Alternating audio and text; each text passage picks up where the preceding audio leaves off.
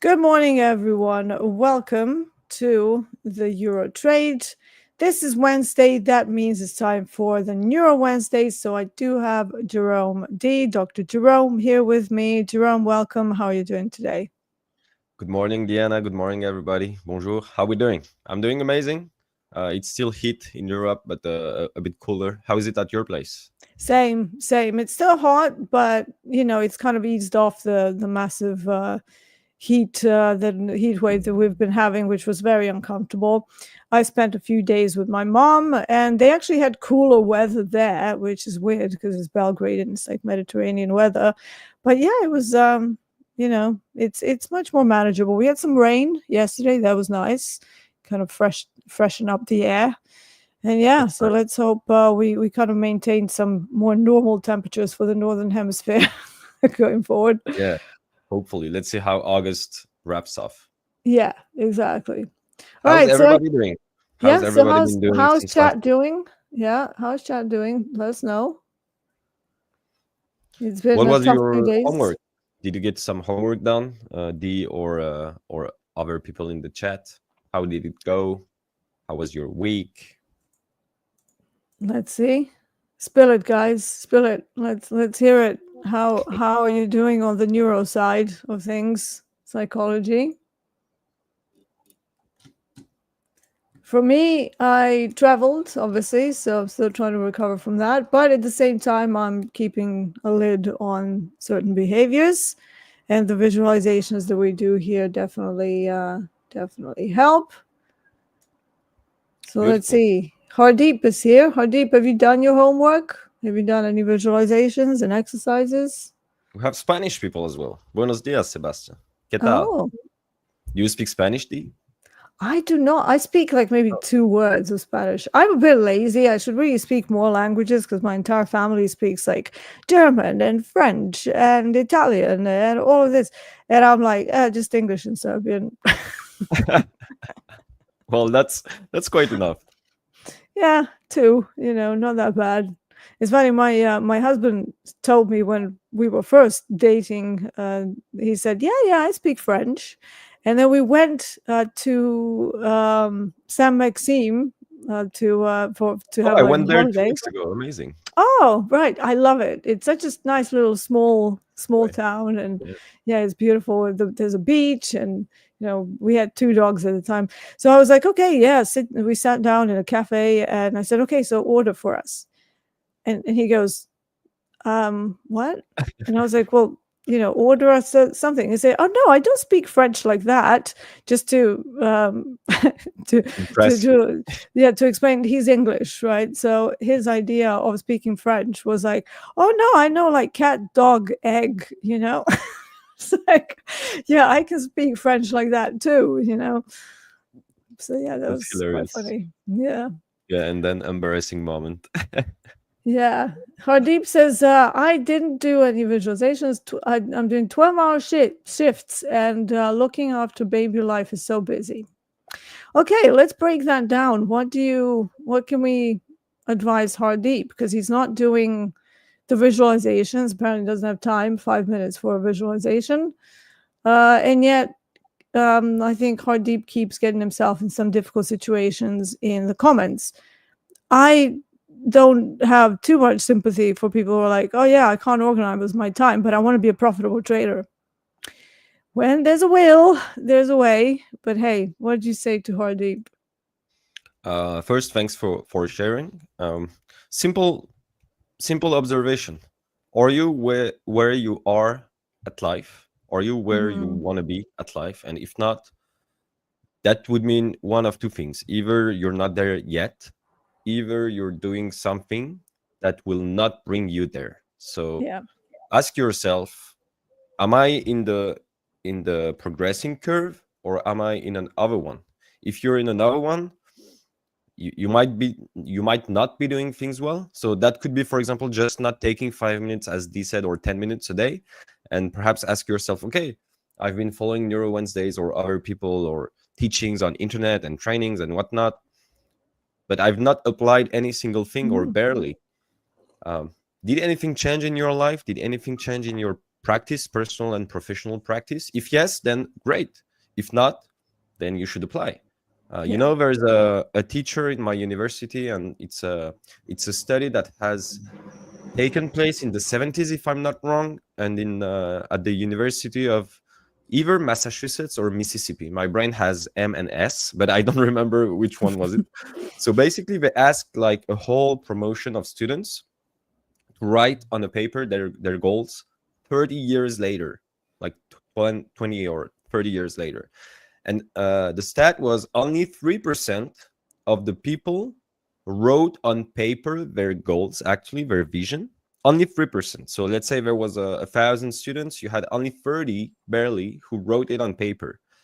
And I think it was 30 years later. 30 years later, they conducted the follow-up study on the students who were like still alive, of course, and they matched the exact 3% that wrote on paper their goals. They all achieved it, whereas all the others had not achieved it significantly. And so what does that mean? Have you ever heard anybody tell you, or tell in a video or in a podcast or whatever, write things? This is very important. Write things. Writing things has a lot of sort of magic power. And like you discovered them. You discovered them, you write things, and you discovered them in your life. But if you don't do it, then you will be part of the 97%. That's all I got to say. Yeah, I agree. I actually did this exercise of writing things down of what I wanted for myself. And it was actually a 10-year period, so similar. However, I totally forgot that I wrote all this stuff down. Totally forgot about it. And then I think 5 years later, I was like cleaning out some boxes and stuff, and I came across that piece of paper. Not only did I achieve all of them, I massively overshot them, so that the goals that I wrote for myself were now like the average stuff that was going on in my life. And I was like, okay, did that. And it was like stupid things like I got into fitness because I was a very active child. I was actually in an Olympics team when I was 9 years old. Sadly, never got to Olympics because the country fell apart in the 90s. Another story. But all the other stuff like get into bodybuilding and then win one time, and then I won like 7 of them. 7 competitions. And I won my first one, and it was like, it was crazy, because to me, just the power of writing things down does something to your brain. It kind of gives it almost a problem to work on, and then it subconsciously something happens to us, like your brain keeps working in the background and you keep chipping at it. So, you know, writing things down is a very powerful thing, like Jerome says. I use it in my coaching with my traders all the time, especially if you find that there are certain patterns that you keep repeating, and then you write down, kind of, I call it the Bart Simpsoning exercise, and then one of my students renamed it. He's actually sometimes in here, his name is Ajaz. He started calling it the writing exercise, which I thought was quite a bit of a better way to put it, because I just call it, you know, Bart Simpsoning. If you ever watch The Simpsons, Bart always writes down on the blackboard what he shouldn't be doing because the teacher makes him. But I kind of twist it around.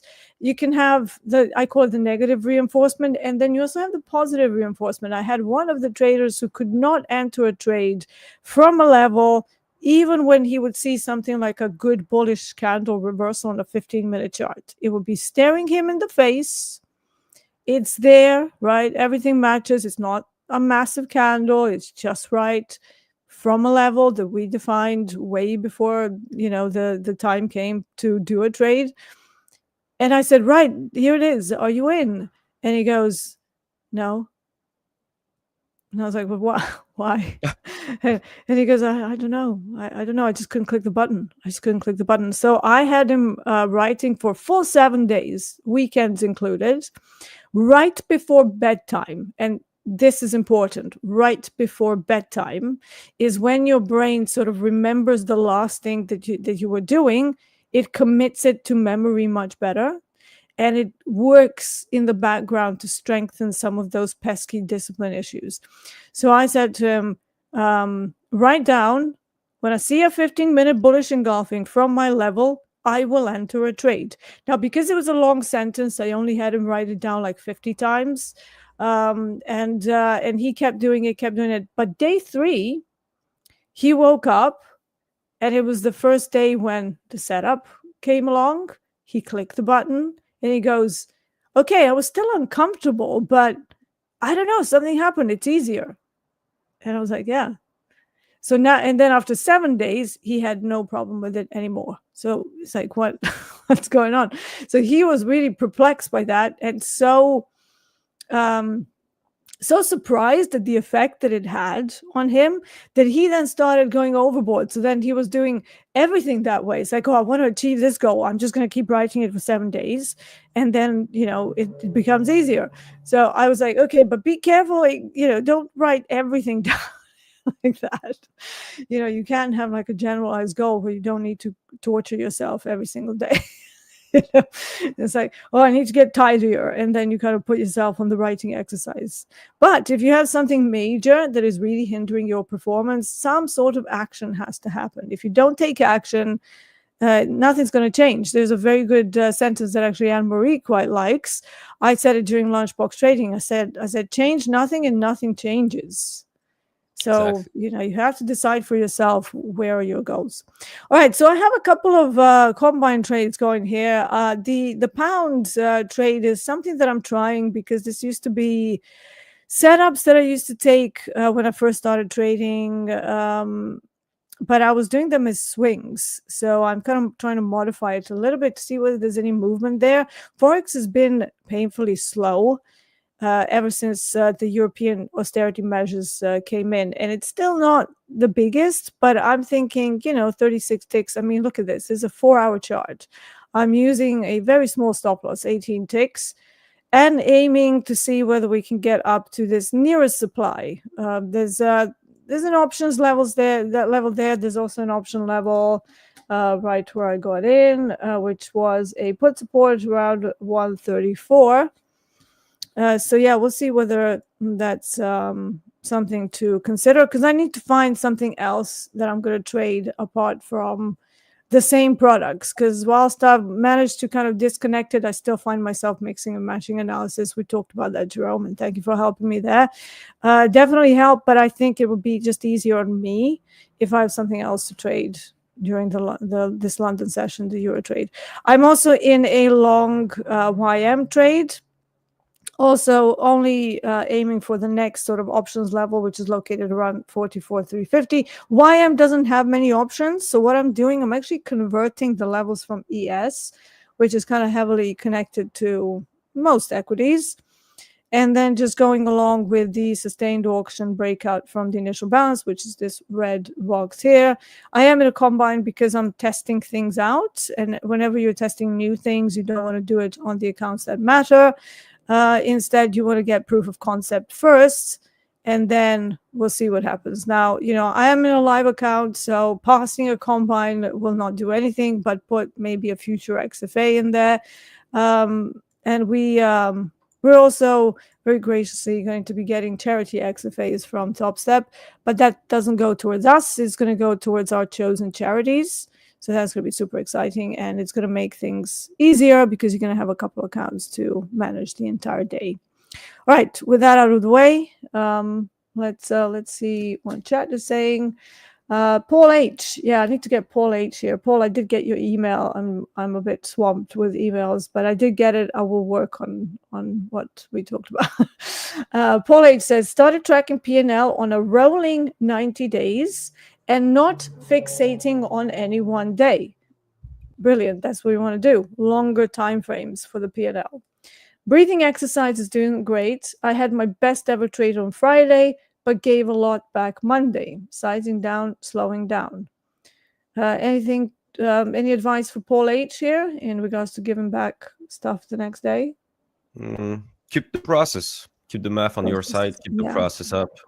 I've experienced the same thing. Not exactly like my best ever trade on Friday. No, gave a bit back of my profits on Monday. my physiological condition wasn't at its best. I somehow knew it, but still did it. We're human, right? So just Yeah. keep the process. Don't doubt. Don't get into the negative loop, Yeah. from which you can lower your self-trust and betray your self-image.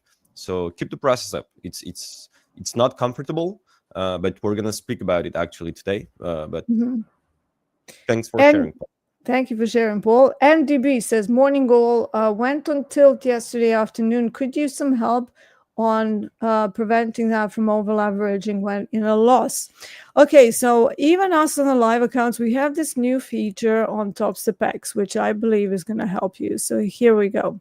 Symbol contract limits. They literally just rolled this out, literally like 2 days ago. What is this? Well, it's basically to prevent you from oversizing. And to my knowledge, unless you have like third-party plugins across some other platforms, this is the only native platform that offers this. I know that there's been a lot of backlash on Topstep going Topstep X only, but I can see why they've done it. They want to keep building this platform in their image. And yes, it's Project X, but you can get like a white label version of it, and you can do a lot of custom stuff. That's what they're doing. So here's a very useful thing. Let's say that you trade NQ, right? And let's say that you don't really want to trade NQ ever, but you want to stay on MNQ, do or die. So the first thing to do is to block the NQ as a symbol. So that's first step, add block, so that you never enter an NQ trade, even when you really, really want to. The next thing would be to put a symbol contract limit on MNQ. So let's say that you only want to do 2 MNQs. Add limit, save that. And then I would also say, before you even start your day, I actually like to do this as soon as Globex starts the previous day, because I go to bed in and around that time. So what I do, I just wait for Globex to start, and I lock out risk settings for the day. At some point, this is going to have an option to lock yourself out for the week as well. So there will be no touching of your risk limits for the duration of the entire week. But use the new contract limits and the symbol blocks that have been there for a while in order to prevent yourself from over leveraging and doing stupid things when in a drawdown. Now, obviously, this is the first step. It's the first step to tell your brain that this is not acceptable. And when you want to size up, the system won't allow you. Over time, as you get used to the fact that there's no other option, your brain sort of defaults to going into surrender mode. It's saying, no, okay, I just have to try and dig myself out on 2 micros. There's no sizing up. So there's no over optimizing the position size to get yourself out of a hole. And then your brain and your strategy will start to think differently. You're going to grow as a trader. Contrary to popular belief, risk limits prevent drama in your trades. So if you have to, you start with these risk tools, and then eventually you train yourself over time that that's not acceptable, and it becomes your new norm, your new habit.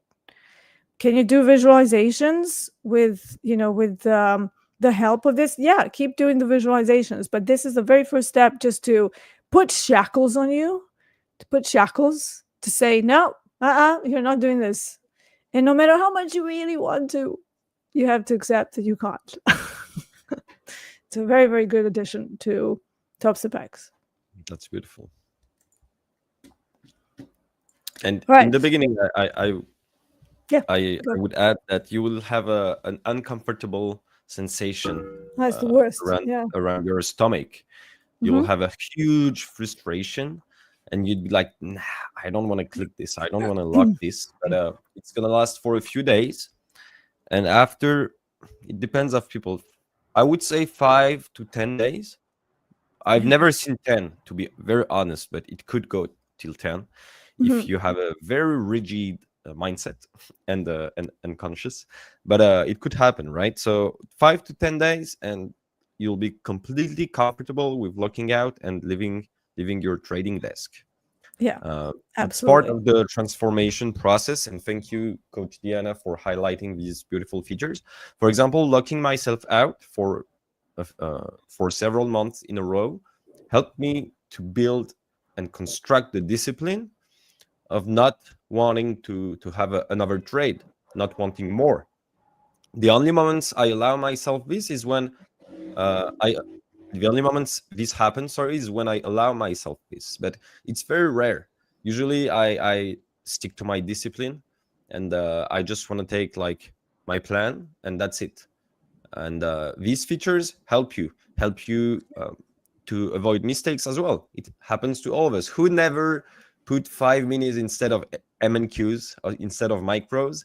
And guess what? Instead of going 10 points in your way, it goes in drawdown, and in a matter of seconds, you're down 1K times 5 just Easy. out of the window. And Yeah, it easy. happens, right? It happens Yeah, to the best of us. So these features help you to not only build yourself but also avoid mistakes, yeah. and not only avoid mistakes but also build yourself. So it's a hybrid positive building loop, in my opinion. Yeah, absolutely. I totally agree. And we definitely need some help when we're changing things about ourselves. It's the most difficult thing. I remember when I first hit the loss limit, and it was the first time. I was a swing trader before then, got into prop. So you're in the office, you kind of think everybody's watching you. Nobody's watching you. Nobody cares. But you kind of think that you're a lot more exposed. And I was not prepared for the metrics that they had. It was a new thing for me, because as a swing trader, you trade with very low frequency. So I didn't really struggle with discipline, just like trading, once or twice every 2 weeks. It was a different ball game. But then I got into intraday, and all of these new emotions started happening. But the first time, so I passed the simulation period, went really well. Obviously, you don't really have much emotions connected to the sim period, and it wasn't like these accounts. It was 2 weeks. You were given 2 weeks to do a sim, and they would then decide what sort of a size account you should have based on your metrics. So, anyways, they put me in live, and the first day, the first trade didn't go well. I got afraid, and it didn't go well. So I hit my daily loss limit, and it was the most disgusting feeling in the world. You not only feel disgusted by yourself, but you feel like you've let yourself down, let everybody else around you down, that everybody who ever said anything about you is right. All of these like self-limiting beliefs started coming up. For me, it lasted 3 days. And walking into the office the next day, and again, you think that everybody's watching you, and it's like, oh, it's that person that hit the daily loss limit. Yeah, Yeah, like like the nobody walk really of cares. shame, right? Yeah, walk of shame. Yeah. I mean, it was nothing like that, really. And, the risk manager said, look, it's perfectly normal. It's your first time in a live account intraday. The data loss limit is a difficult thing. So he kind of was my beacon of light in this despair moment that I was feeling. And then after a week, I had another chat with him, and he was like, do you want to go back to sim? Because I think you need to get used to this.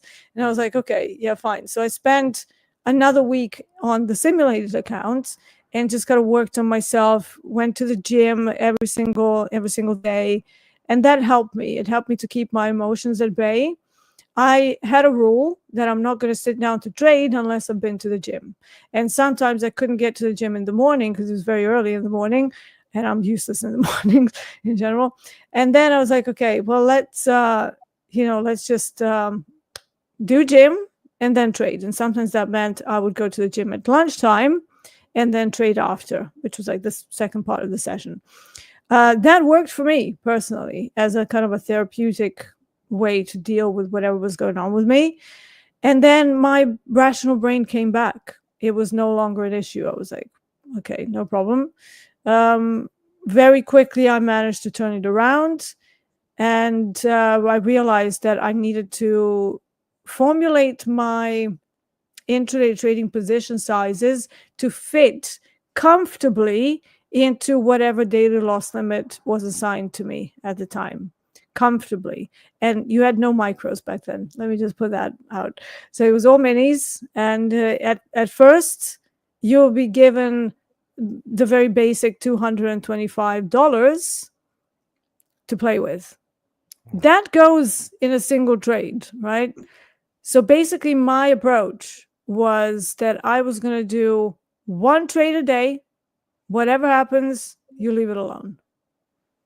And that's how I got used to trading like with low frequency intraday. If you only have one shot in a day, you better make it a good one. So it can't be this, oh, let me just try. Oh, let me just try. Oh, let me just try. Like all of these prop firms now offering multiple resets and, you know, having micros and having minis. It's a good thing. We have variety and we have options to control our risk better. But I also think that many people are abusing the fact that we have so many options. Back in the day, one mini, one trade a day, $225 over daily loss limit. You hit that, it's over. So just deal with it however you have to, but there's no other way. And then you had a certain amount that you needed to make before they would open that up to 500 a day, and then eventually 1,000 a day. And then eventually it becomes negotiable once you've made a certain amount. So that's how it used to be, right? Whether it's good that people want to do 100 trades a day on a couple of micros, I'm not so sure about that. I think the old style of doing things, old school of doing things, did breed more disciplined traders because you had no other option. What are your thoughts on that, Jerome? I think that's beautiful. You highlighted again the PIM process: perception, intention, manner of acting. So your perception switched from I have a gun with bullets, but I don't know how to shoot nor what it does, to I have a gun with one bullet and I gotta make my shot every single day, like a I sniper. love that analogy. And it's a whole different perception. It's a perception I share with Bruno, actually. Mhm. We call it the OSOK, one shot, one kill. And Yeah. you Nice. I basically like like a sniper mindset. A sniper is a marksman, lies for hours and wait for the best conditions. You never know when they're gonna be perfect. Because if you think it's going to be perfect, you're going to have FOBO, fear of better options. So you need to have a setup, a process that allows you to be green, to have the global box ticked green, and you're like, okay, conditions are matched. I don't need it to be perfect. I need it to match, to be green, and then you take the shot. You don't know if it's going to shoot, if it's going to hit, right? But you got to take it. And that's the approach I have in trading. And guess what? I was used to winning, and then my brain started to bias my perception of conditions, and I realized it. And let's say I needed 6 conditions to get in the trade. Then my brain was like, after 5 conditions, you don't need the 6th one. And guess what happens? You lose. It does happen, yeah. And we're human, but when you realize it very quickly with awareness, that's what's important. Remember, the problem is not the event. The problem is our reaction towards an event. Whatever happens in life, it happened. Can you change it? Likely not, right? So you can change and modulate your perception and reaction towards what's happening in your personal and professional life. So it's very hard, and we're human, but it's a professional activity, and we're here to evolve and improve and grow. So yeah, thank you very much for these crucial advices. One mini with 225 is very, very tight, and it takes a lot of patience and skill and discipline, actually, to be able to wait and be like, okay, I'm gonna take the shot. Am I afraid? Yeah, probably, but I'm confident in the setup. Okay, I'm gonna take it. And that's how you build the process: the go action and the no go action forward. That's beautiful. Thank you for sharing that. I just hope it's going to be helpful for some people to understand why is it that I'm not doing 50 trades a day, because of the experiences that I've had. All right, we have Darth Buddha saying, good morning, locked out again for the night. Made my target and plus. Now that I'm in the habit of locking out, it has become easy. So he's turning the locking out into a habit, and now it's not a problem anymore. That's great. I love hearing that. Yeah. He turned something into a habit, and the habit becomes natural. Yeah. And when it becomes natural, yeah, it's when it becomes natural, comfortable. it's comfortable and it's easy. Yeah. Okay, so Bruno's just letting me know for the risk settings that I just showed, if you have multiple accounts, you will have to set these for each of the accounts. Just, FYI. That's right. And then since we're on the subject of risk tools and stuff, Honeycomb wants to know how to use the PDLL risk management settings. Is it on realized gains? Yeah, so it depends. You can set it. Is it on realized gains? I don't think so. I think it's on the unrealized gains. So whenever it hits it, it's going to cut you off depending on what the PDPT action is. So if you, for example, set this, like, what is this account? So I can't, since it's a combine, can't make more than 4,500. Now, sometimes it will cut you off just a little bit. So I actually like to put it at 4,520 because of commissions and stuff. And I would typically just put it on liquidate. But if you say do nothing, it's not going to set it, right? Because you're not connecting the action that you're telling the machine to do. So you actually have to put it either on liquidate or liquidate and block so that you don't give anything back. And then once you do that, you press save. There's going to be another area that pops up top, and that means now you have your personal daily profit target. That can be whatever you want. I typically keep it pretty high just to have the whole smushed profit and loss for the day in that box, because nowhere else does it do that. This is realized P&L, this is open P&L, and this is the balance. I wanted to know how much I'm up or down on the day without having to do like maths in my head, because that's just something that detracts me from looking for setups. But yeah, so PDPT, you have to set the actual action, and then it's unrealized gains. So whenever it hits it, it's going to cut you off. Hope that helps. Thank you. All right. Bruno says first 5 days are the worst after you hit your daily loss limit, and then you feel like crap. Yeah. Slowboy says contract limits all set up now. That will never happen again.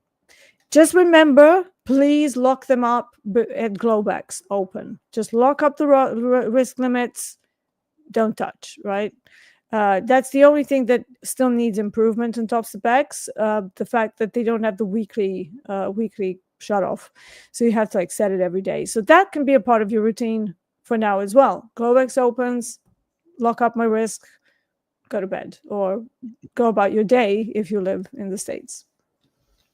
Exactly. Right. Exactly. What's your routine, and what's your routine leading you to you at? So if it's a good place, a nice place you're going to, then keep your routine up. If it's not, think about changing it. It can be meditating 5 minutes during the day, or writing something before going to bed the night prior, as Deeyana said. So it can be a small thing, but that can dramatically change and positively change your outcomes. Tom says, T3 Metric says, I get so angry when I hit DLL and my account locks. Feel like I failed, even though I know it's part of the game. Yeah, that's a normal sensation. Nobody likes hitting the DLL. Oh my God, it's still horrible.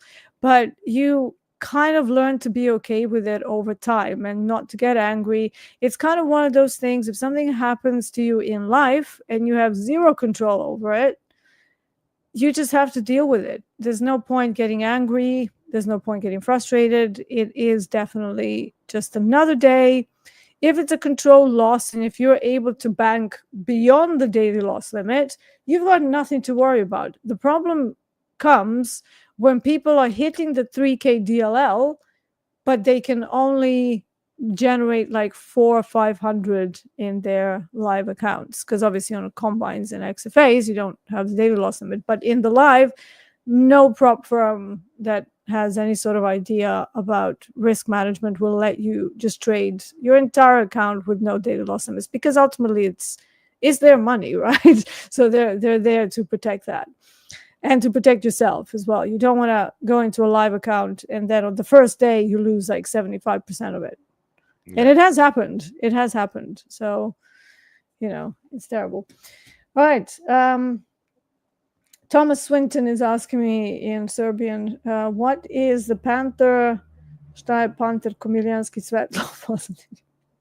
It's not a panther, man. It's a lizard. It's a lizard. It's Bob the lizard, the chameleon. So he is my mascot. I have chameleons as a part of my community. Why? Because I wanted an ambush predator that is unassuming. Everybody goes for like lion and, puma and whatever. I wanted an animal that is generally harmless to us, but it's still a very efficient predator. And chameleon is definitely one of them.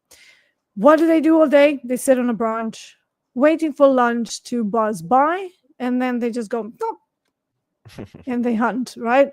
They wait for the lunch to come to them, not hunting. And chameleon actually has a very high rate of success when hunting because of the way that they do things. Lion, on the other hand, when they're chasing, they only catch prey about 25 to 30% of the time, if you would believe that. So all the scalpels that are like, oh yeah, be a lion. No, they should be a bloody chameleon. Like, you wait and you snipe. That's the name of the game. So yeah, Bob the lizard. That is what that's. So I decided to get him in neon. I'm gonna have to get him in like a white color or something, because I think green makes me look like I'm in a Borg cube. You will be assimilated. Resistance is futile. All right. Let's see more chat. Paulite says, okay, he's talking to somebody else. All right. William McPhail, these are great conversations, and he's got a little love thing.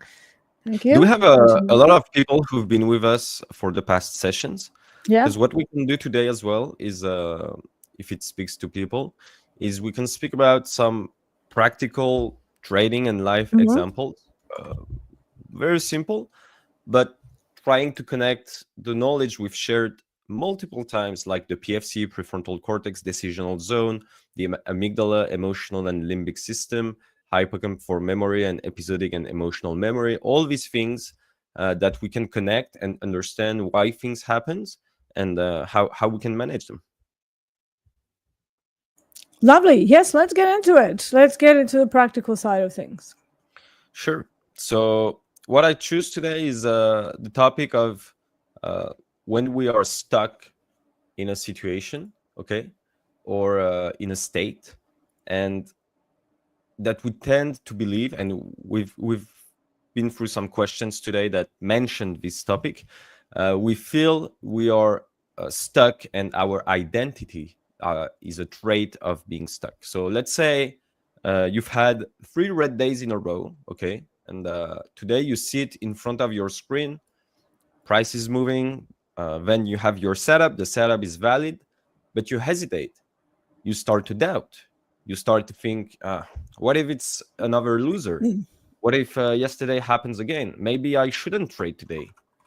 But the reality is, most of the time, it's not us who's wrong.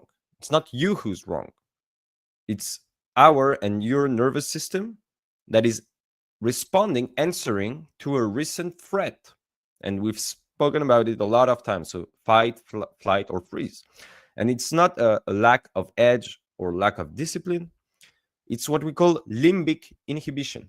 Okay, your system is trying to protect you by freezing action, because our brain codes loss as danger. We've repeated that 100 times, and if you've never heard it, a financial loss is perceived in the body as a physical pain and a danger. And how do we react to danger? Fight, flight, or freeze.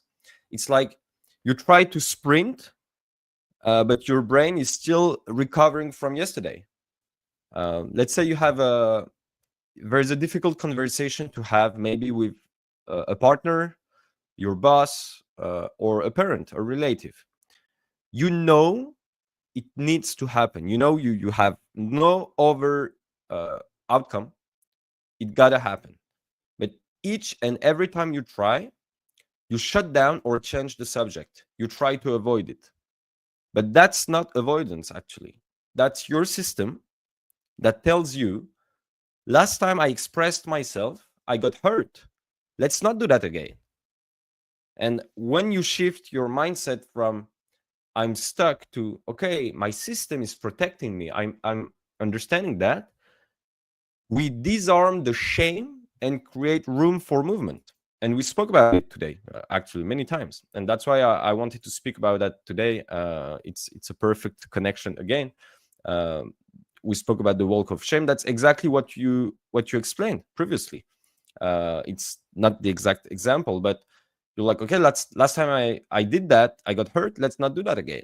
And it's the exact same process. So then there's the freeze as well. So let's say you missed a trade because you hesitated. Okay, let's say this happened and you hesitated, you missed a trade, and you're like, okay, I missed it, and you're disciplined enough not to FOMO in. Okay, but now guess what? A second setup appears, and the quality of the setup is great, and your brain is racing. Don't miss it again. Enter now. Wait, maybe it's a trap. Oh, I can't make a decision. And then you start looping and talking to yourself. But once you start talking to yourself, it's over. That's the negative loop. And I got caught in that yesterday, for example. But I became quickly aware of that. And your body, how is it? It's still frozen. Your mouse hand won't click. You can take your left hand on the right one, nothing will happen because your physiology is frozen. What is happening technically? Two things are happening. You have a mental overdrive and the bodily paralysis. Okay? And it's like a classic freeze cocktail. It's like your sympathetic system and parasympathetic systems, they are at war. You are overthinking and underfeeling at the same time. Overthinking, underfeeling. Boom! Explosion, right? That's the logical consequence. So you don't need more market data. You need to reset your body. And that's why breathing is one of the best tools. Not the only one, of course, but breathing is one of the best tools to reset your biology and cut this war, this tension between sympathetic and parasympathetic systems. Quick example. Let's say you get an email with bad news or a text with bad news. You read it over and over again. You cannot answer back. You can't write back. You can't move on. You keep thinking about it. You take your phone, you scroll on Instagram, you check your fridge 5 times. You don't know why, but you check it 5 times. You don't take anything from the fridge, but you open some drawers. Nothing happens outside, but your whole system is jammed, right? Like put a yes in the chat if you can resonate with that. And freeze is a very common reaction in the parasympathetic and sympathetic systems and in life events. And freeze isn't always dramatic. Sometimes freeze is just the absence of flow, or if flow is abstract for you, the absence of presence or lack of presence. So we freeze when we are in these situations.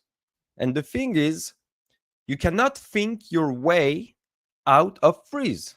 And thank you, Chad, for giving the feedback. So you can't think your way out of freeze. Let me give you a trading example. You had your trading session. The session is over, and then you journaled, okay? You reviewed the charts, your execution. You know exactly what your edge is. Yet the trade comes and you don't take it, okay? And then later, most of us would beat ourselves up, right? Oh, Why didn't I just execute? Why didn't I take the trade? Because execution lives in the body, not in the head. Remember, between the click and the thought, there's a whole bunch of things happening. But the body clicks, not the head. The head sends the signal to the motor cortex pathway, and then the neurons will send the signal to your fingers and or foot if you trade with your foot, and then you click on the mouse, and that's how it happens, right? But if your body, that is very important to understand, please. If your body is in a threat state, I'm speaking about the body, okay? So now you understand the fight, flight, or freeze and the threat state. Now, if your body is in a threat state, your actions follow survival, not strategy. Whatever you will think, your body will not give the signal. It's like if you don't sleep for 36 hours, however motivated you would be, you can be the best motivated individual in the world, you will be tired, right? You will be tired. You will have a spark of energy, and then boom, down. Because you need energy, you need to rest, you need caffeine or whatever, right? But it will last for some time. That's because the body is a state and the mind has a state as well. And they have to live in harmony. They have to live in balance. If there's an imbalance, whether it's the body imbalance or the mind, you will see things happening. So what works? For example, you'll tell me, okay, let's say I know my body is tense, is in a threat state. What can I do? What I do, for example, it's not magic every time, but it works at least every single time to help me. Before every entry, do one deep and slow exhale, okay? And before entering, let's say I want to enter right here, right now. I don't have charts, but let's say I want to enter right here, right now. Then I would take an extra 1, 2, 3 seconds, and I would exhale. And I will not think about the entry. I would think about, okay, do I have all my variables matched? And what state am I in? What state am I trading in? Again, am I in a tilt? Am I in a heat? Am I in a calm and present state? If I feel I am calm and present and aligned, then I click. I click, and trust me, there is no hesitation in the click. You can touch your desk, feel your chair, like body feelings can help you. You can say, I am here, for example. That's stupid. That can sound fluffy, but it's not. It's just like we are so stuck in the charts that we forget we are human beings, right? Like sometimes you can convert to a robot style, like if you stare too much at the chart. And so just like touching you or whatnot, like can help you, like, oh yeah, there's real life, right?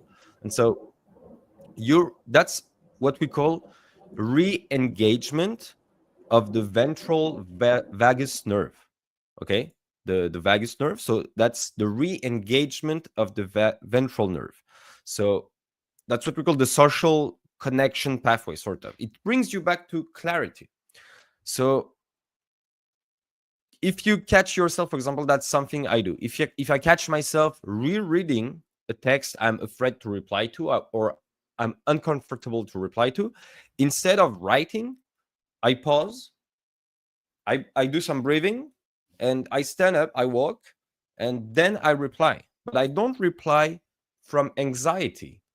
I reply from presence. It's like when you have an argument with your partner, and we're going to speak about it later, but do you want to react instantly, or do you want to step back and be like, okay, perhaps I'm going to reply later, or I'm going to try to work on my reaction? So let's say you want to reset your brain, okay? Let's call it the reset protocol. We mentioned it previously in the same way. So you want to put it in a volatile trading moment, okay? You're urged to trade. It's 10:01 a.m. Eastern time, okay? And news just dropped, okay? There is a huge spike in price and volume. You're sweating. The candle just engulfed your level. You're like, wow, it did it. Your heart's racing. How many of you can feel the feeling I'm sharing? Heart's racing, palms sweating, legs shaking, right? That's a trader's feeling, right? That's a news feeling. And then you're like, okay, I'm eager to trade. And you're like, okay, I got to catch it before it runs. But your system, it's flooded, right? So you need to take your hands off the mouse. You take a deep inhale, a longer exhale. You touch your desk, yourself. You stand up if you want, and you can say, you can put your hands up and say, I'm not in a rush. I'm in awareness, or I'm not in a rush. That's it. And you shift instantly, trust me, from fight or flight to present and precise, from FF to PP, from fight and flight or flight to present and precise. And that shift allows your edge to lead, not your emotion. You put your logical brain, PFC, instantly on the lead, and the amygdala limbic system is put on the back. So again, let's say you're in an argument. Your pulse is up. You want to shout. Instead, you're like, okay, nope, I'm going to step outside. You look up, you're like, name a couple of things. Like, or there's a tree, there's a kid, there's a bicycle. Okay, what does that do? That instantly breaks the cycle for 3 seconds. And then the 4th second, you go back to the argument, but not to fight, but to choose how to answer, to choose how to respond. And you might think, this guy is crazy. He's telling me, like, during an argument to step outside and say, oh, there's a blah, blah, blah.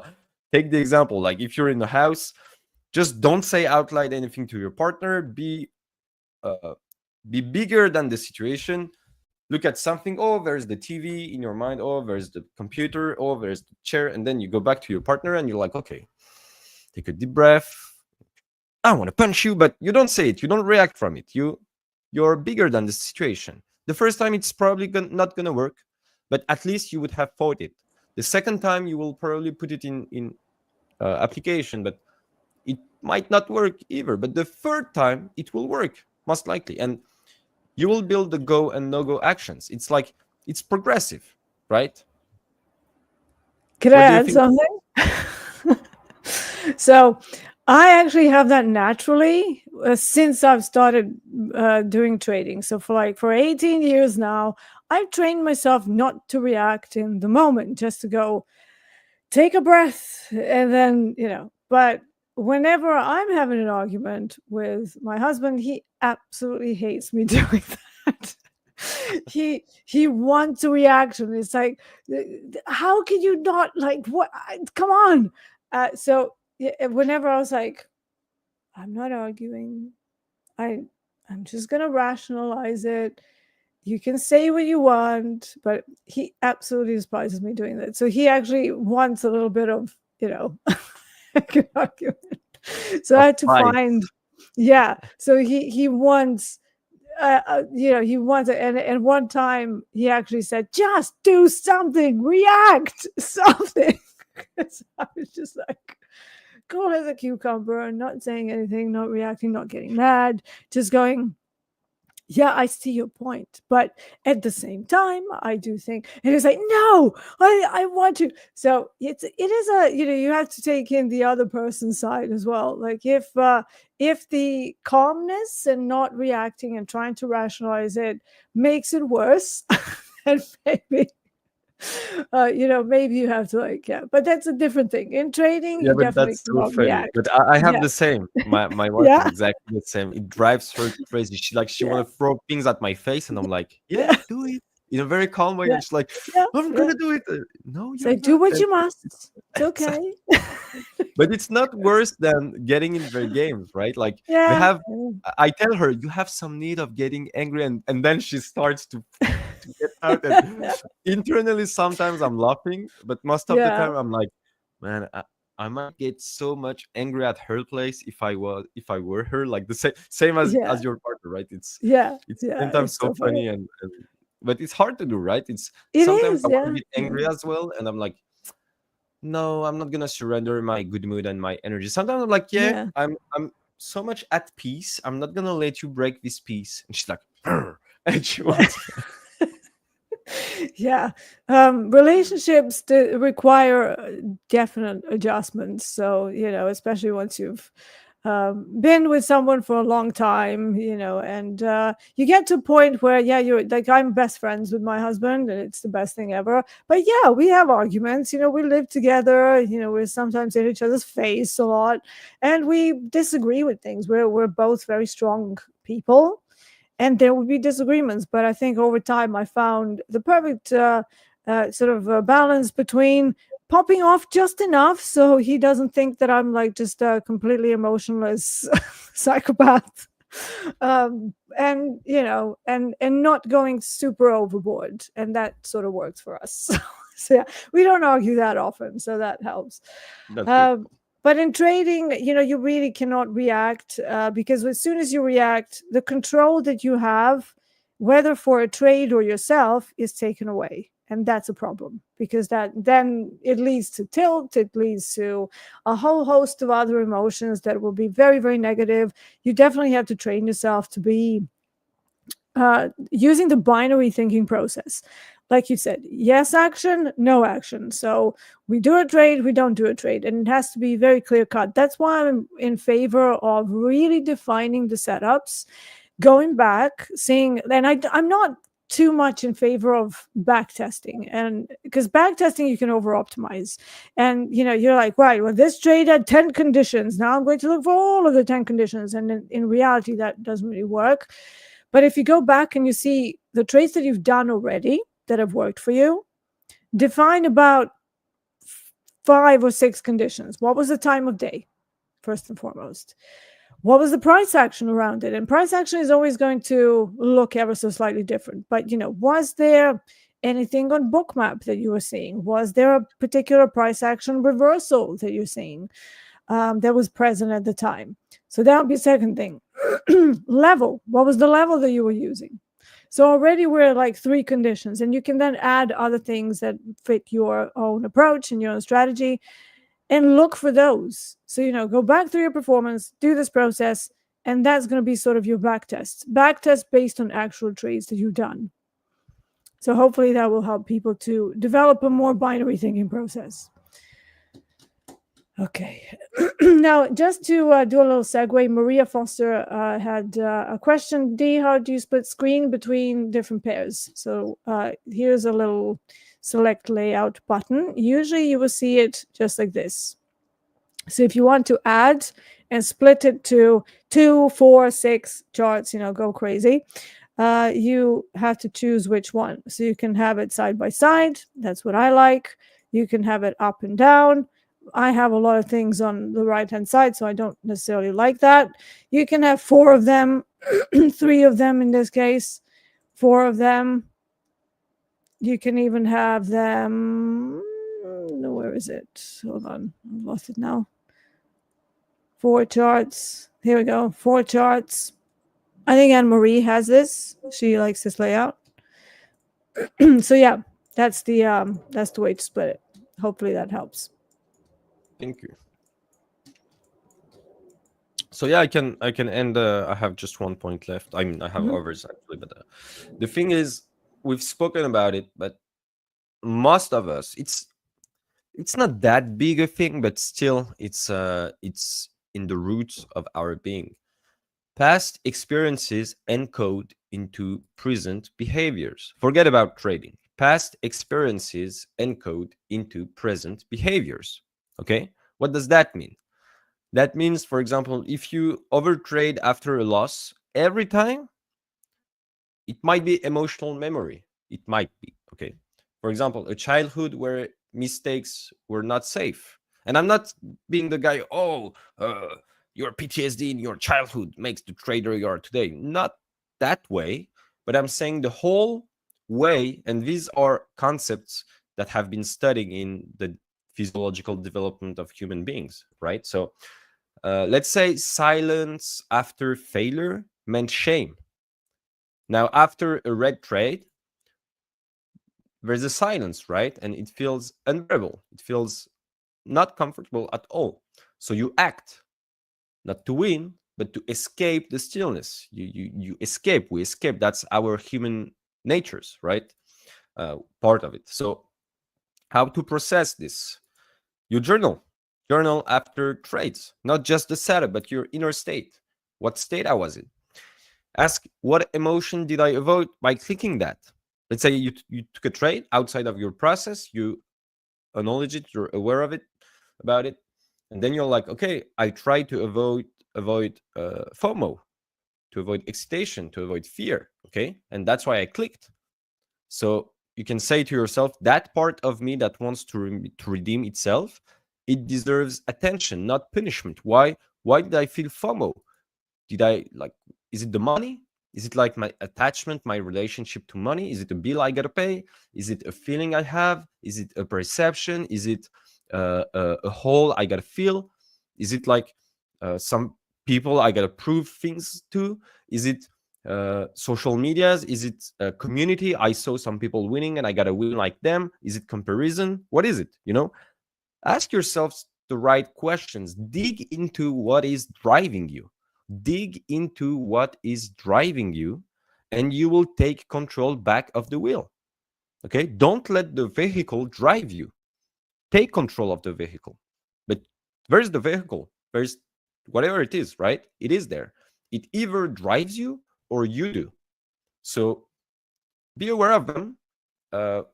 Ask yourself the right questions and do the process. The process is slow and progressive. It's like personal development. Instead, it's professional development. That's what's beautiful in trading. It's a battle between the market and yourself.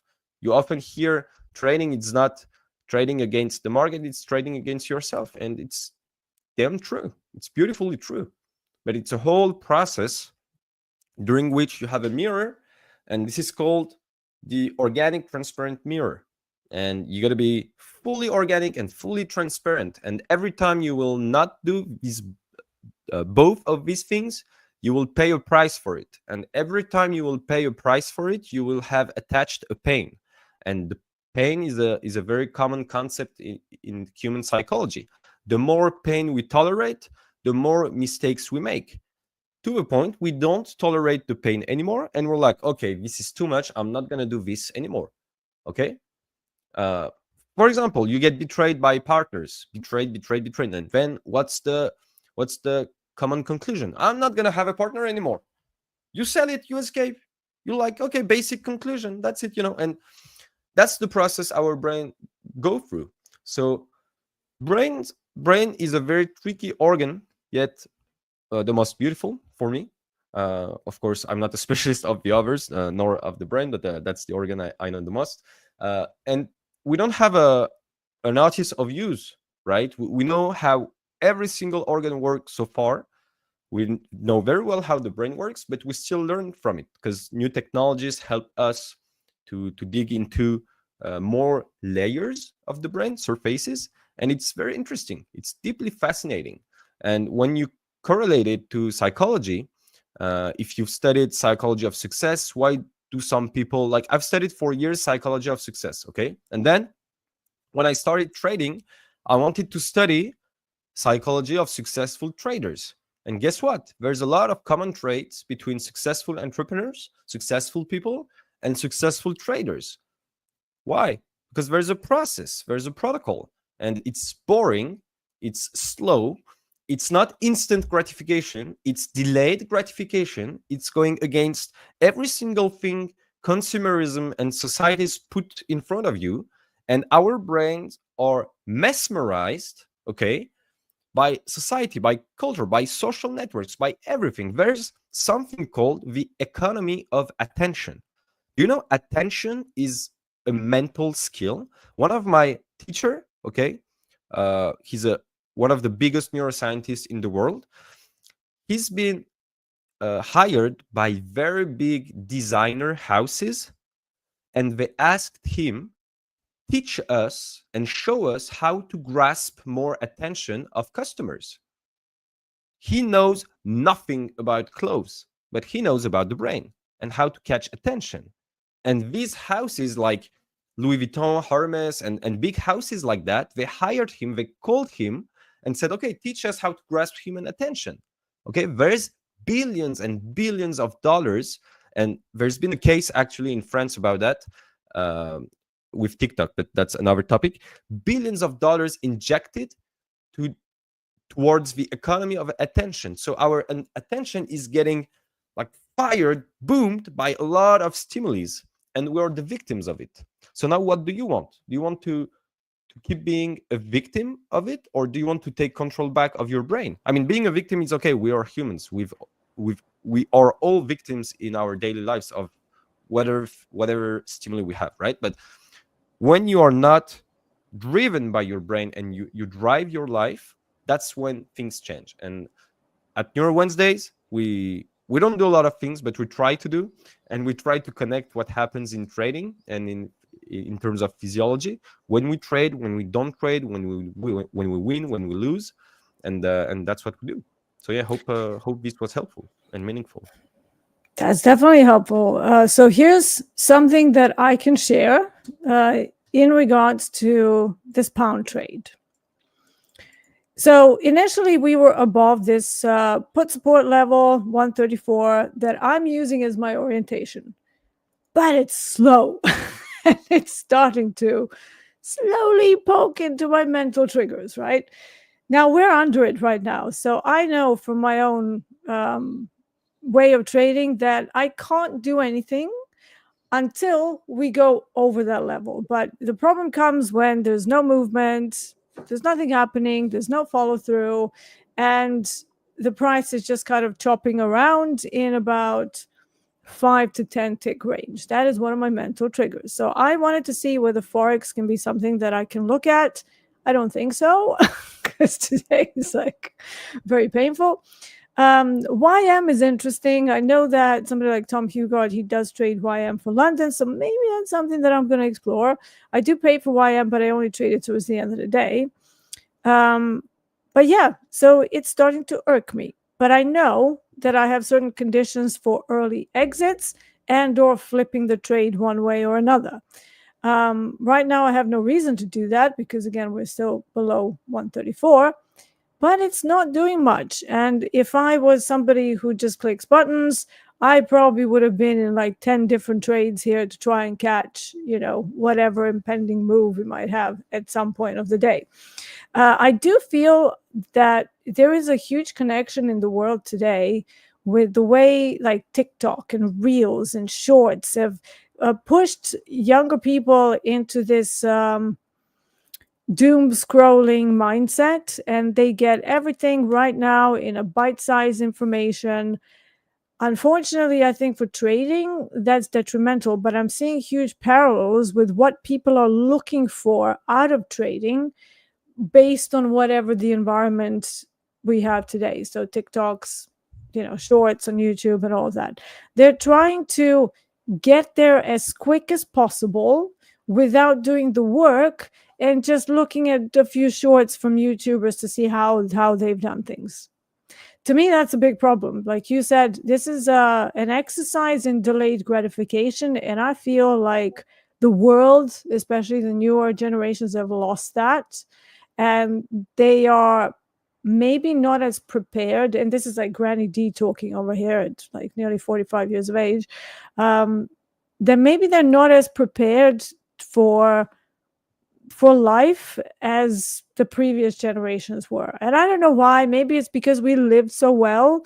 I think Hogue had this saying that he was mentioning how, or I don't know whether it was Hogue, but it might have been. Maybe I heard it somewhere else, but for some reason I have Hogue in my head. He said that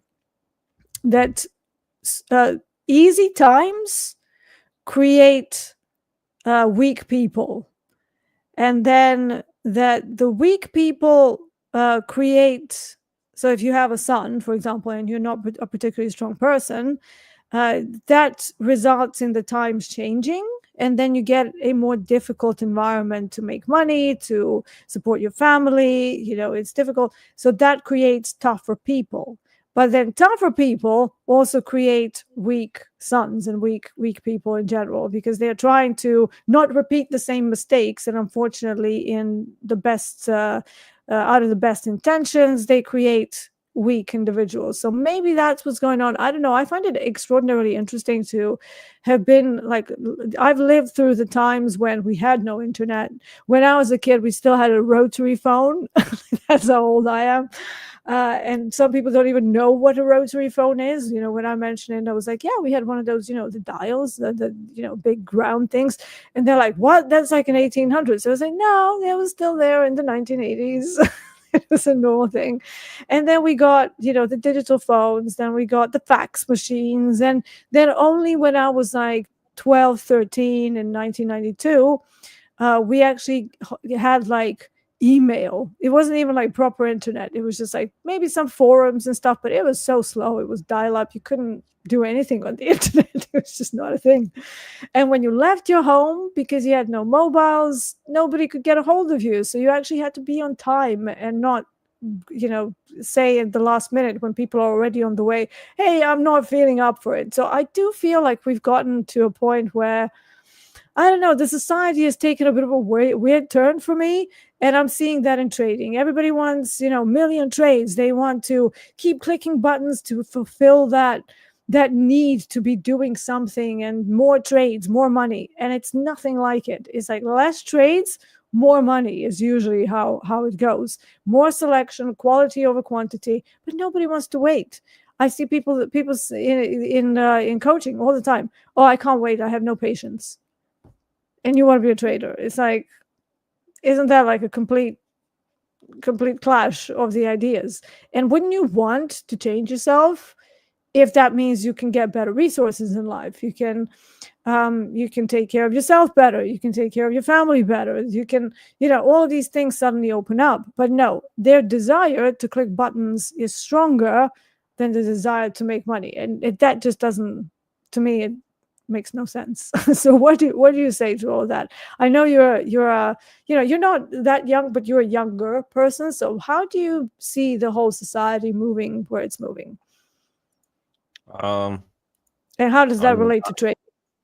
yeah, if I start, I'm gonna go the same direction as you. But I'm gonna try not to go as you. But the thing is, I grew up in technology. When I was 10 years old, young, I had the beautiful luck, and thanks God that my parents allowed me to, like, they had a computer and they allowed me to get my hands on it.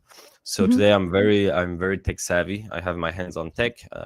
I'm not the most techy guy, but yet being a doctor, I'm well in tech, and it helped me be in the technology revolution, because I have so many people around me that have been outside, not inside of this revolution, and they are disconnected from reality. Like they are 100% like absorbed by society and by social networks, the look of people outside of them, how people will judge them, how people will think about them. Like most of, and we study this in psychology, right, in human psychology as well, but the more we go into a connected society, and I love what's happening in the world. Of course, everything is not perfect, but I am for technology evolution, of course. Yeah, no, I just to clarify, so am I, 100%. Yeah, of course, I bet Yeah. so.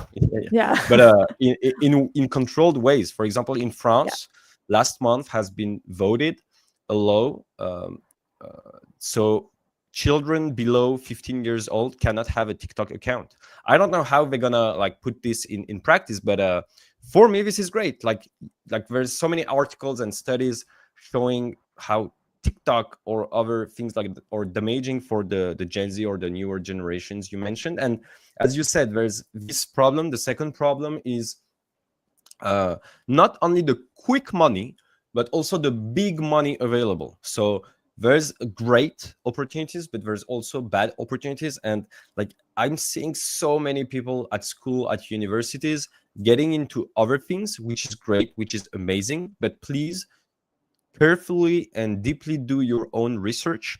Do not engage money you cannot lose. Do not risk more than you can afford, because most of the time you will regret it, and it will not happen in a good way in your life. I will never tell you not to do anything next to your studies. I've worked every single year besides the first year of uni, as long as I was at my second year of university, I've worked on the side. Sometimes I had 2 extra jobs, to tell you, and I was just passionate.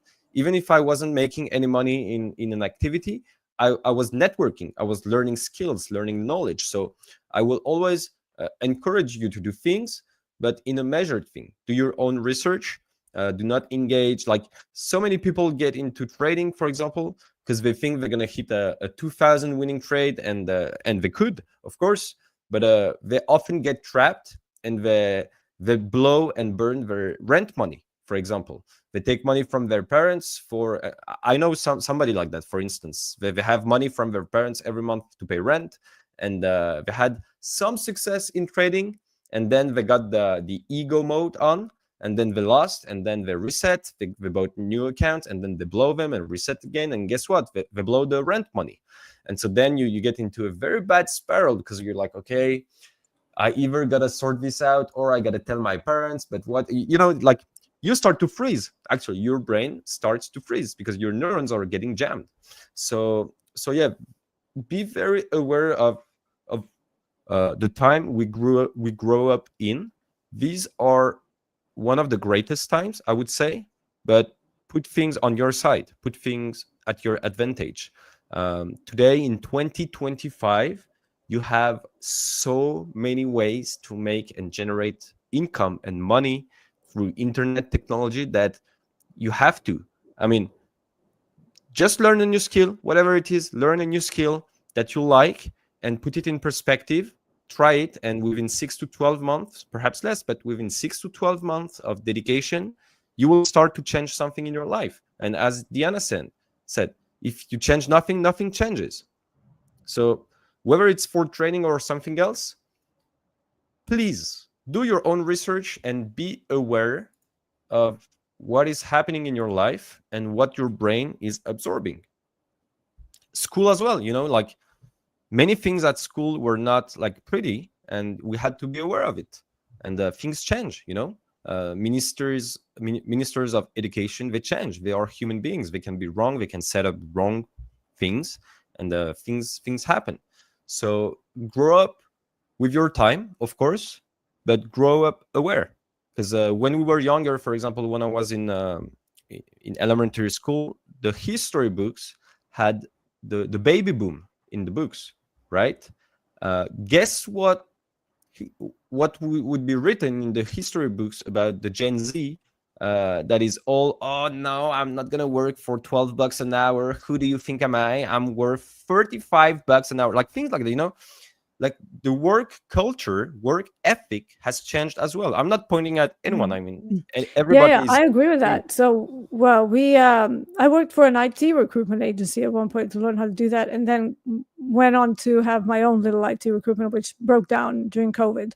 But we had somebody coming in. He was a younger person, and kind of like just out of university, and then he came in all like, right, I'm gonna find, and Ricky was our boss, and he goes, I'm gonna find Ricky a job.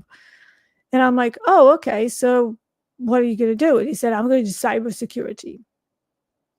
I'm like, okay, so you have connections, because it's all about connections in recruitment. Who do you know?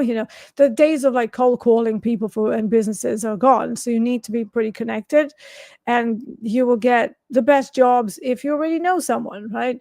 So I was like, okay, so you know people in the industry. And he was like, no, I've never, and already then, this was like, it was like about 8-9 years ago. And it was a bit strange that,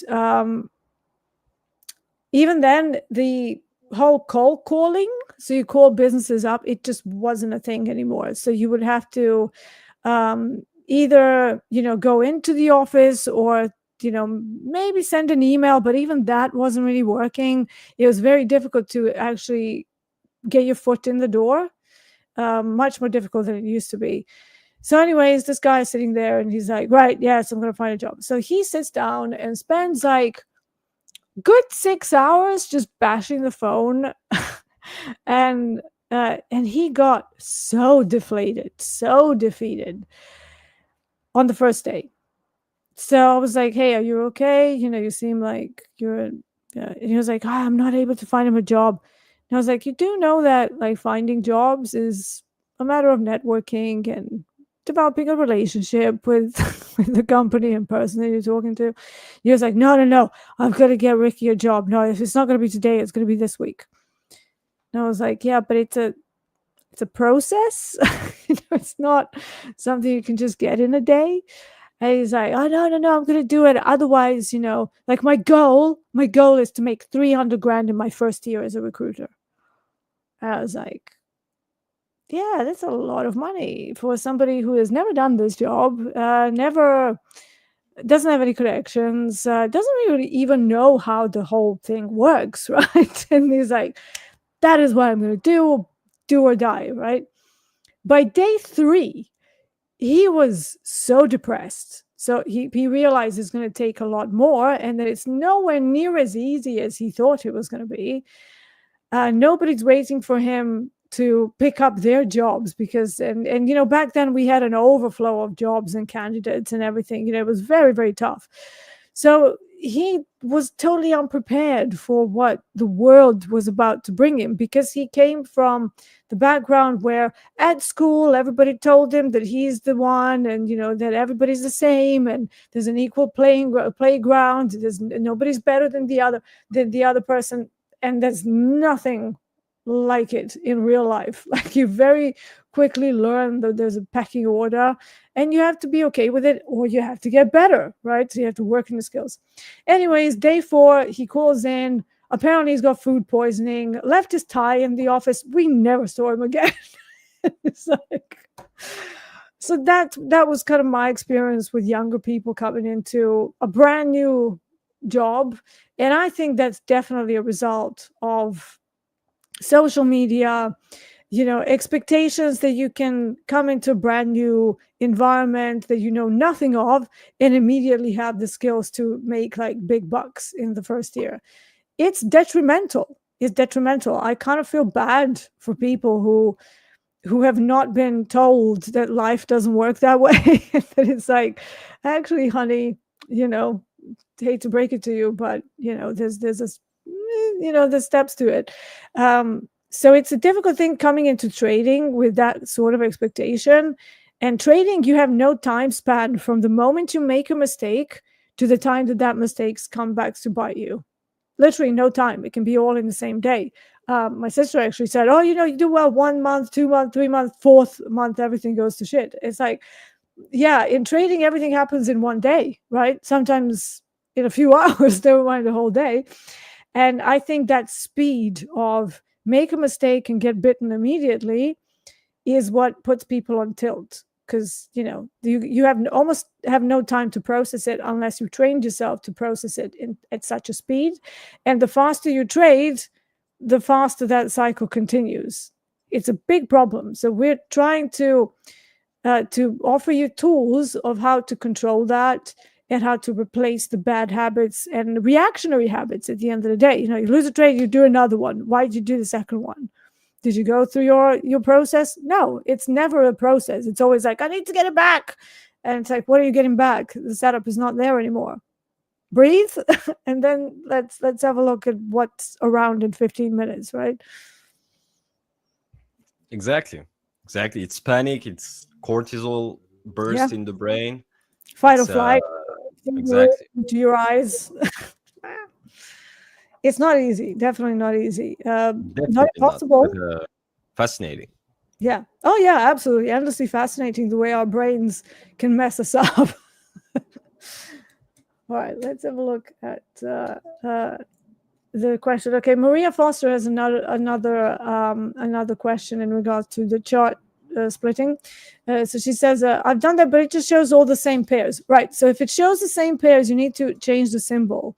So you click on the actual symbol name, and then you type in whatever, I can type in HG, for example, copper. You can even type in copper, like the name of the product, and then it's going to change it. So it's also, sorry to interrupt, if you have a linked chart, it might not change the asset. If the chart is linked to the DOM, then they have to unlink it so they can, because it happened to me. I had to figure out this in weeks. A year ago, I was like, why do I have the same asset and I'm changing it and it changes everywhere? And it was the link thing. I didn't figure this out instantly. Yeah, so I was talking to someone who was in charge of Topstep when it first came out, and I was there when they did the links, because I was there like early QA, kind of like a bug reporting system, and they introduced that. So I was like, but you don't, like, they didn't have a way to disconnect the link. You had to like do this really weird thing, and I was like, that's really unintuitive. We need to change that. But I don't use link charts because I want autonomy across all of my components. But yeah, they added a button. So if you're linked, if anything has a color, to unlink it, you have to do this stop button, and then it's going to unlink it, and then you'll be able to change it. But thank you, Jerome. Yeah, I totally forgot that you can link charts, because I don't use that feature. I don't either, but it's, yeah, I think it's automatic. It is. It can be, yeah. Especially when you first open up the platform, I think they connect the chart with the DOM and with everything else. So yeah, but I'm glad that they have a very, very obvious no connection, no link. Yeah. All right, let's have a look. I mean, do we have any questions? I know we have a lot of comments, and during these sessions we always have people pouring their souls out. I love seeing that, and please continue to do that, because that's what we're here for. I like to think this is a safe space, despite a few trolls that we might have every so often, but it's a safe space. Nobody's gonna and sorry we don't react here. perhaps to everybody, but we love you all, and exactly, and keep writing, and in the end we'll react to what you say. Yeah, I'm trying to catch up. I'm trying to catch up with everybody, but obviously there's quite a few things going on. James Hansen says, I'm coaching someone at the moment who really struggles to hold. Yeah, so I would put them on a do or die, like basically enter a trade and walk away. So if they can't hold the trade for the life of them, they first need proof of concept that setup is actually going to work if they leave it to either take profit or to stop loss. So now every time I'm coaching, I'm kind of coaching them based on what I know is true and the probabilities. So it's like, if you take a good setup, there's an X amount of percentage that setup will work out or not. So, and then if it's a lower percentage of the setup probability, then you have the 2R multiples that will account for that over time. But you need proof of concept, and you also need to have that person understand what's going to happen if they stay in a trade and don't overmanage. Nothing will happen. It will either hit target or it'll hit stop loss without you messing with it completely, right? So it's a very eye-opening exercise that's very practical. Put on a trade of appropriate size and walk away. And then you aggregate that data without the over-optimizing of the trader doing stuff to the trade, either adding or taking it off early or whatever. No, pure setup that does not have any outside inputs once the setup appears. How does that work? To me, that's the real proof of concept. Not like this whole thing that we do. We can add optimizations later once you know that the setups genuinely work. Then you can go, well, actually, if I size up here because I've seen this work more times than that other setup, maybe I can basically work on getting it to generate more money over time. It's not a guarantee, obviously, nothing is. But, over optimizing, I think, causes a lot of problems. And like Hope calls it also letting the trade. When you're overmanaging, and you just kill the trade completely and you've made nothing out of it. It's like, oh, great. You've held something for 5 hours and it's you've got nothing because you've exited the trade, you put it to break even, you started off with 5 micros, now you're down to 1, but the other 4 did not make much money because you didn't allow it to move in your direction properly. Those are huge problems, right? So stripping it down, going to the basics, 1 position size, stop loss or take profit, reasonable take profit. Obviously don't go like 10R because very rarely going to be hit, and then you're going to be trading with like 20% accuracy, and that's a whole different problem. All right, let's have a look at more questions. Ransom Lock, Lock? Isn't it risky to trade close to news? I traded New York today with Topstep, and we went long during good news, and we were immediately stopped out. Tokyo, dead slow. Yeah, I mean, I don't know, Jerome, how you feel about trading news. I absolutely hate it. I wait for about 4 minutes. Like, the only time I will hold through news is if I'm in a product that is not that sensitive to that news, because I trade commodities, and I'm in quite a bit of profit, so I have time to react. What are your thoughts on trading news? Same. I never trade news. If I'm in a trade and unfortunately the trade runs through the news, if I am allowed to hold it, which I am, I would, but I would protect it. But if I'm like, okay, like I won't have a, hopefully, but you never know. But I will always try not to have an open position during like CPI, NFP, things like that. I mean, afternoon news, European time, so news at 8:30 a.m. New York time. They are the news I usually like either don't have a trade on and never trade them, but the news after, I'm not trading anymore during these sessions most of the time, and if I am, I won't trade these news either. So for example, FOMCs on every Wednesdays, it's at 8 p.m. French time, and I never trade them. And some people would. I mean, it could be great, but the thing is, trading news, it's, for me, it's like throwing a dice. You know, it's like throwing a dice and saying it's gonna land on 4, and it's not a coin flip. It's a dice flip, and it's less. Yeah, and with slippage, it's like, Yeah, forget you have about it. slippage as well. Yeah, You might be yeah. right. And in my early days, you put the finger on it. In my early days, I was like, yeah, I know this CPI is gonna go up. And you put some contracts, and you're like, yeah, it went up, but you got slipped. You're out, and you're like seeing red, black, and you're like, but I was right, and I got liquidated. But I was right. Yeah. The famous You're last like, words, but I was right. next month, I'm gonna rule this CPI, and guess what Yeah. happens the next month? You get slipped again, and Yeah. we come back to pain. Once the pain is enough, you tell yourself, okay, I'm done. So my news pain was big enough for me to tell me, okay, no news anymore. One of my biggest losses, one of my biggest losses on the day, which was close to $250,000, was FOMC. I got stuck in a position. It went my way initially, but then there was nobody there to take me out of the order. So it reversed. I was 140 ticks in profit. Then it went down. I was in with the large position size, and it went all the way to my entry, and then all the way through the stop loss, and stop loss did not trigger, and it just kept going and kept going and kept going until eventually the position was cut. But by then, I was down a lot of money. And by the way, this happened in the space of about 3-4 minutes. Wow. So since then, I have not traded FOMC. So yeah, there you go. Live and learn, right? You do well.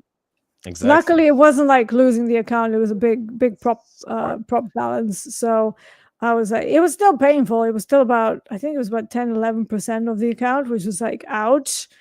But yeah, it wasn't like career ending or anything. However, just the sheer amount of how much it was like, if I didn't have a heart attack then, I probably never will. So yeah, anything else that's thrown my way, I'm like, yeah, it's all right. I survived the FOMC slippage.